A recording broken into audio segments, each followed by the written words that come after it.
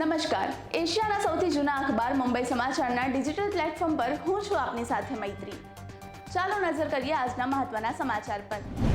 સંરક્ષણ મંત્રી રાજનાથ સિંહે ઓપરેશન સિંદૂરમાં ભારતીય વાયુસેનાની ત્વરિત અને નિર્ણાયક કાર્યવાહીની પ્રશંસા કરી।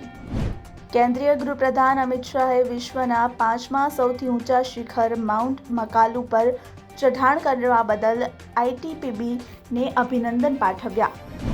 કેન્દ્રીય ગૃહપ્રધાન અમિત શાહ ગુજરાતના પ્રવાસે આગામી 2 દિવસ ગાંધીનગર, અમદાવાદ અને મહેસાણામાં વિવિધ વિકાસલક્ષી કાર્યક્રમોનું લોકાર્પણ અને ખાતમુહૂર્ત કરશે। કેન્દ્રીય સંરક્ષણ મંત્રી રાજનાથ સિંહ નવી દિલ્હીથી ગુજરાતના ભુજ એરફોર્સ સ્ટેશન પહોંચ્યા।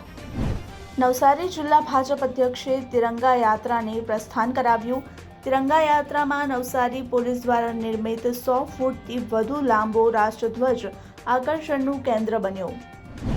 છેલ્લા 24 કલાકમાં રાજ્યમાં 14 તાલુકાઓમાં કમોસમી વરસાદ, સૌથી વધારે રાજકોટમાં 1 ઇંચ વરસાદ। આજે વડોદરા, ભરૂચ, તાપીમાં હળવાથી મધ્યમ વરસાદની આગાહી। ગુજરાત રાજ્ય યોગ બોર્ડ દ્વારા સમર કેમ્પનું આયોજન।